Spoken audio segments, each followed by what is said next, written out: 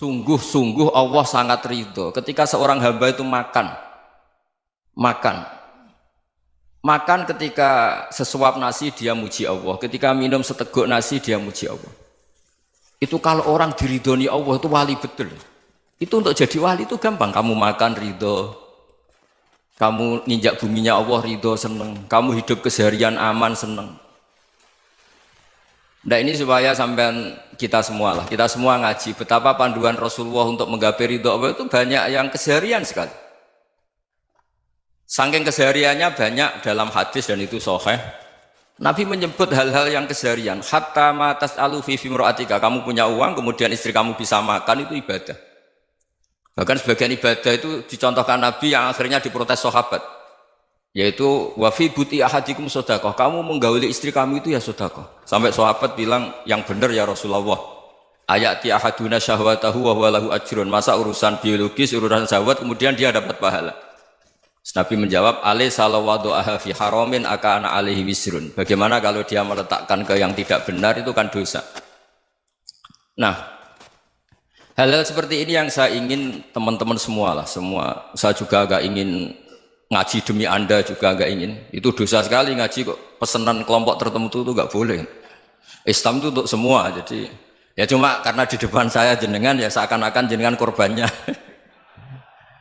Itu ada ilmunya dalam usul fikih itu. Jadi orang itu harus ngaji usul fikih. Nama yang disebut, mungkin Mas Sufyan masih ingat zaman ngaji usul fikih. Nama yang disebut itu tidak jaminan sebagai prioritas perintah. Jadi misalnya gini, kebetulan yang di depan Nabi itu Abu Dzar. Nabi ya bilang, ya Abu Dzarin ini uhibbuka misalnya, atau ya Mu'ad ini uhibbuka, atau ya Abu Hurairah ini uhibbuka misalnya. Banyaklah riwayat yang Nabi nyebut ya Abu Dzarin, ya Mu'ad, ya Abu Hurairah. Kemudian misalnya Nabi meneruskan khitab, ini uhibbuka, saya mencintai kamu, fakul dubur sholatin, atau sebagian riwayat disebut fala tada'anna dubura kulli sholatin, Allahumma inni ala dzikrika wa syukrika wa husni ibadatik. Saya mencintai kamu, siapa saja, Mu'ad bisa, Abu Dzar bisa siapa. Saya mencintai kamu, mohon kalau habis sholat kamu jangan lupa wiridan Allahumma inni ala dzikrika wa syukrika wa husni ibadatik. Ya Allah, tolong kami permudah supaya mudah ingat engkau. Anda tidak bisa mentang-mentang, wong nama saya Parmin, nama saya Purnomo, itu yang diperintahkan Mu'ad misalnya. Jadi yang disebut satu, tapi khitab itu untuk siapa saja. Saya teruskan. Jadi saya mohon semua kita melakukan kebaikan itu, kalau dalam kaidah fikih disebut al-yakin la yuzalu bisyak. Banyak kebaikan yang kebenarannya itu 100%. Tidak punya efek samping ke pihak lain, ke kelompok lain, ke komunitas lain. Itu tadi misalnya Anda makan, dan itu murah sekali, hanya butuh satu piring. Setiap kunyahan kamu muji Allah, setiap minum kamu muji Allah. Itu redaksinya Rasulullah SAW disebut, Allah sangat ridho ketika seorang hamba makan, kemudian dia memuji Allah. Atau minum, kemudian dia muji Allah. Logikanya gampang, negara seperti ini yang kamu harapkan bentuknya kayak apa, mertua, ipar, komunitas, tetangga, itu nyata terjadi itu kan belum pasti. Sementara yang mesti terjadi adalah kamu butuh makan, kalau tidak mati. Butuh minum, kalau tidak mati. Butuh bumi yang nyaman ditempati, kalau tidak kita juga mati. Sebab itu Allah kalau menyebut nikmatnya itu hal-hal yang keseharian. Alladzi at'amahum min ju'. Allah itu siapa? Allah itu yang menciptakan kamu bisa makan. Tidak berlebihan, Allah itu yang menciptakan kondisi sosial itu ideal. Zaman Nabi itu ya ada orang munafik. Orang-orang pilihan Allah itu juga diuji orang sekelilingnya yang macam-macam. Semua diuji sesuai konteks zaman dan waktu. Nah, tapi ada ibadah-ibadah yang selalu disarankan Nabi. Sampai Nabi itu pernah ditanya, ayul islami khairun ya Rasulullah, Islam terbaik itu gimana? Jawaban Nabi itu unik. It'amut to'am, Islam terbaik itu ya makan-makan, santai-santai. Ketika Allah menyebut beberapa kebaikan, falak tahamal akobah, wa ma adrokan apa? Mal akobah. Terusannya apa? Fakku rokobah. Terusannya apa? Au it'amun fiyaumin di masubaya, atau acara makan-makan itu juga Islam. Kenapa? Ya bayangkan kalau tidak ada makanan, kita mati kan? Kondisi sosial tidak ideal itu Anda masih gak apa-apa, tapi kalau Anda tidak makan, Anda tidak minum, Kamu punya istri cerewet masih bisa hidup, punya mertua cerewet masih bisa hidup. Tapi kalau tidak makan bisa mati. Berarti penting mana istri sama makan? Penting mana? Makan. Semoga istri Anda dengar, nanti kamu disuruh makan tapi pulang deh. Itu kalau dibahasakan makan masih memahami. Penting mana nasi satu piring dengan istri. Nggak ada nasi mati, nggak ada istri belum mati. Penting mana? Gak berani jawab kan? Nah, ternyata Anda ada garang kan di depan istri. Jadi saya mohonlah, mungkin Mas Sufyan Sauri tadi yang bisa bantulah. Teman-teman tuh ngaji yang keseharian saja. Karena kita nyari ridha Allah itu berdasar firman Allah. Dan firman Allah itu menyebut keseharian tuh riang, gampang.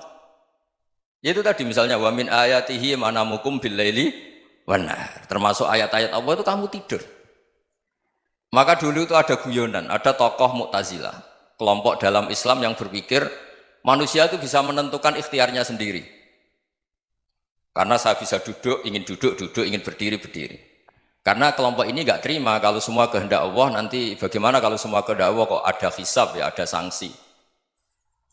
Lucunya itu dia akhirnya, ini cerita ya, mencintai seorang perempuan, cantik sekali. Dan itu dia menjadi ahli sunnah itu oleh hal-hal yang sepele. Karena istrinya cantik, ya namanya suami istri itu hubungan intim. Terus ditanya, Mas, masih ingin lagi? Masih. Silahkan diulang lagi. Wah ya tidak bisa. Katanya manusia bisa menentukan yang diinginkan. Itu tobat itu. Itu nggak bisa ditobatkan Mas Sufyan Ats-Tsauri. Orang cantik yang mudah nobatkan orang itu orang cantik. Segampang itu. Akhirnya kita tahu, makanya kalau dalam kitab Hikam itu disebut al-aqil mayyakul madza yaf'alu wa hubi wal ghafil mayyakul madza af'al. Orang yang punya akal karena sadar ini wilayah Allah, semua milik Tuhan. Itu dia tiap hari berpikir, besok Allah akan melakukan apa terhadap dunia ini. Kamu merencanakan suatu mau plesir, ternyata gempa. Mau wisata ke Rusia, ternyata perang. Kamu tidak pernah tahu apa yang akan terjadi besok. Wa ma tadri nafsum madza taksibu ghadan. Tapi anda semua kita ini sering punya jadwal permanen. Makanya saya kalau diundang siapa saja, sana takdir. Yang jelas Gus ini acara penting. Ya masih acara penting nak pangeran ngersakno piye? Kok ape dadi pangeran? Kamu kok mau jadi Tuhan? Itu kadang ya kiai. Penting Gus acara ini jenengan harus memastikan bisa. Loh kamu itu yang ngajarin tauhid, sesuatu itu biadillah kok bilang-bilang apa pasti. Kalau saya terus tak tobatkan loh kamu kata saya itu. Ya kalau gitu Gus bilang insya Allah. Wah itu hati saya, fisik saya, roh saya sudah bilang insya Allah. Tidak usah kamu latih kata saya. Nah hal-hal tauhid keseharian itu gampang sebetulnya. Wal ghafil yaqulu madza af'al. Tapi orang yang lupa Allah dia setiap hari bilang besok apa? Kita bisa melakukan apa? Seakan-akan dia itu aktor, dia penting, dia subjek permanen, dia. Padahal kita ini hanya objek kehendak Allah Subhanahu wa taala. Karena kita yakin sesuatu yang terjadi di alam raya ini kita tidak bisa apa-apa. Makanya saya sering ngaji, sering bilang saya. Ketika Anda mensifati Allah, dia yang menghidupkan. Sudah itu tanamkan, sehingga ketika kita mati, santai saja. Kenapa santai? Allah punya cara menghidupkan kita. Zaman kita hidup juga gak tahu caranya ngelola jantung, ngelola paru-paru. Kamu juga gak tahu ngelola oksigen yang tidak beracun, tidak ngandung polusi. Tahu-tahu hidup. Gak ingin tua ya tahu-tahu tua, gak ingin mati tahu-tahu mati. Selama ini kita hidup juga gak tahu apa sebetulnya. Hanya gaya tok, punya jadwal, punya planning. Kalau kamu bisa menentukan pilihan Anda, pasti Anda istrinya cantik, 4 neriman semua, kona'ah semua. Nyatanya enggak kan? Ada 1 jelek, cerewet. Wah itu kan, nyatanya enggak bisa apa-apa Anda kan? Dan kamu bawa mati lagi. Itu kan, istri Anda juga gitu, punya keinginan, punya suami yang ganteng, yang jabat, yang neriman, yang enggak poligami. Ya enggak kesampaian juga. Kalau kita ngitung tingkat kegagalan kita itu gagal terus. Ya kan? Nah, terus ingat Allah, madza yaf'alu wa hubi. Orang yang punya akal selalu berpikir Allah itu menghendaki apa terhadap saya. Lalu sama-sama orang ngelihat orang yang serius, itu kata Anda itu pemikir berat, serius, senang punya tokoh yang merengut karena kamu anggap serius. Tapi sebagian orang anggap orang yang serius itu wong merengut, wong masam, wong muka kok ditekuk. Jadi sama Itu hati, ya muqallibal qulub tsabbit qalbi ala dinik. Karena kita nggak tahu cara berpikir kita tentang orang lain, tentang sekeliling kita. Misalnya kita orang baik yang jenis ngurmat fakir miskin. Ada orang bangun masjid mewah itu janggal. Apa artinya masjid mewah kalau banyak orang kelaparan? Tapi kalau yang jenis pendidikan, apa artinya masjid mewah kalau tidak bisa ngaji? Nanti yang jenis infrastruktur, apa artinya ini kalau semuanya punya sudut pandang yang berbeda-beda. Dan Islam mengapresiasi semua kebaikan. Tapi katakan semua kebaikan itu adalah kehendak Allah Subhanahu wa taala. Karena apapun baik Anda itu pakai fasilitas yang diberikan oleh Allah Subhanahu wa taala. Sehingga ini yang disebut kulillah sumadarhum fi khawdihim yal'abun. Ya kembali tadi ke tema-tema bahwa keseharian Anda ini sudah Islami. Saat Anda tidak bisa melakukan apa saja. Saya sering ada jenazah, biasanya kalau tetangga meninggal saya sering disuruh ngelepas. Saya bilang orang ini baik karena sering ngelamun di rumah, sering nganggur di rumah. Ditanya sama anaknya, kenapa Gus nganggur baik? Ya kalau dia nganggur artinya juga agak berbuat sesuatu yang maksiat kan? Ya kan? Orang nganggur di rumahnya ya tidak bunuh orang, tidak maling, tidak korupsi, ya namanya nganggur di rumah. Lah cuma istri cara pandang nganggur gak menghasilkan uang itu. Tapi juga gak menghasilkan kriminal kan? Jadi sebenarnya Islam itu cara, makanya kalau sampai ngaji usul fikih itu ada kitab usul fikih namanya Lubul Usul, itu terkenal sekali di pesantren itu. Itu kalau ngapresiasi keseharian itu luar biasa. Izma min mubahin illa wa yatahaqqaqu bihi tarku haramimma. Karena keseharian yang mubah saat Anda lakukan itu ada kehebatan yang luar biasa, yaitu meninggalkan haram. Makanya dulu banyak orang-orang alim ketemu temannya itu guyon sampai semalaman. Itu biasanya yang semangat Islam itu kiai kok tidak tahajud, kiai kok tidak witir. Orang yang sedang mapan uangnya banyak, malam itu tidak kelayaban itu sudah luar biasa. Melawan nafsu supaya tidak maksiat itu sudah luar biasa. Supaya lupa guyon sama temannya semalaman sampai subuh. Gejlok-gejlokan ngenang zaman miskin, zaman kuliah nggak jelas, zaman apa. Melihatnya jangan tarkut tahajud. Seperti ini meninggalkan tahajud, tapi meninggalkannya ini talkul muharramat. Jadi kayak apa hebatnya? Sehingga Imam Ghazali punya riwayat yang agak unik. Hatta takuna ibadatu akhiri hadil ummah iku an-naum. Sehingga suatu saat ibadah terbaik umat ini itu tidur. Itu kan riwayat kontroversi. Ketika Imam Ghazali tanya, kenapa iya? Kenapa kamu mulai keluar dari rumah itu sudah banyak maksiat? Melihat perempuan yang enggak mahram, melihat fenomena. Tapi kalau kamu tidur itu enggak melihat apa-apa. Tapi juga kamu jangan nganggap tidur itu ibadah betul. Saatnya melakukan fardu ain malah masih tidur. Tapi itu sudut pandang yang menjadikan kita Islam itu gampang. Jadi saat Anda tidak bisa aktivitas apa-apa, misalnya ada beberapa orang yang lumpuh. Lumpuh itu memang nggak bisa Jumatan, nggak bisa ibadah, tapi dia juga nggak bisa maksiat. Tidur itu memang Anda saat itu tidak bisa tahajud, tidak bisa witir, tapi saat itu ada zina, ada maling, tidak gosipkan orang, tidak bully orang, tidak menanamkan kebencian, tidak hasud. Sehingga tidur menurut Allah Ta'ala wa min ayatihi manamukum billaili apa? Wan nahar. Karena di tidur itu selain ada unsur istirahat, jaga kestamina, juga ada unsur meninggalkan beberapa keburukan. Nah saya mohon ibadah yang keseharian ini kita jaga. Supaya kita semua baca ayat itu fasih. Fasih itu tertanam di hati. Allah itu siapa? Alladzi at'amahum min ju'i wa amanahum min khauf. Dan Allah kalau cerita di Quran itu anna sababnal ma'a sabba thumma syaqaqnal ardha wa syaqqa fa ambatna fiha habba wa inaba wa qadba wa zaituna wa nakhla wa hadaika hulba. Kamu tahu saya ini siapa kata Allah? Saya ini adalah Tuhan yang menurunkan air, kemudian ada tanaman banyak. Habba wa inaba wa qadba, ada zaitun, ada tin, kalau orang Jawa mungkin ada tela, ada padi, ada mangga, ada pisang. Sudah. Wa inaba wa zaituna wa nakhla wa hadaika hulba. Ada perkebunan yang lebat. Tujuannya apa? Mata Allahkum, silahkan kamu pakai, kamu nikmati. Tapi karena kadang kita ini punya ide-ide besar.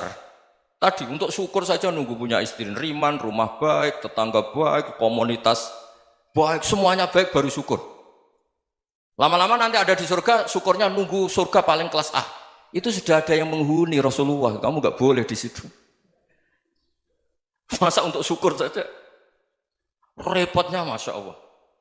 Jadi mohonlah Quran yang kalau Anda hafalkan juz amma itu kan ada ayat-ayat yang kayak tadi. Ya, fal yang dzuril insanu ila ta'ami. Coba lihat Apa yang kamu makan ya? Dari mana? Dan untuk mempertahankan hidup kamu keseharian. Jadi jangan kira ibadah itu harus membentuk komunitas yang versi Anda. Ibadah itu harus yang hal yang mulu-mulu. Kesehariannya Anda alami. Loh ini saya tidak bikin-bikin. Saya ngaji bukan karena berdasar pesanan. Itu ayat yang saya baca kan betul ada ayatnya kan. Fal yang dzuril insanu ila tu'ami anna sobabnal ma'a sobba thumma syaqaqnal ardo syaqqa fa ambasna fiha habba wa inaba wa qadba wa zaituna wa nakhla wa hadaiqa ghulba. Terusannya apa? Mata'al lakum, silakan kamu nikmati. Mata itu silakan kamu nikmati. Ya kayak sampean dikasih hidangan ya makan. Ya sudah makan, habis makan ya minum, habis itu ngantuk ya tidur. Ya sudah normal-normal saja. Kayak apa indahnya Islam? Tapi Anda mencari Islam yang gimana lagi? Nah itu yang diajarkan guru-guru kita, diajarkan sanad kita sampai Wali Songo, sampai Rasulullah SAW. Bahwa pada akhirnya ada jihad, ada perang. Itu dulu memang perang, bukan membunuh, beda.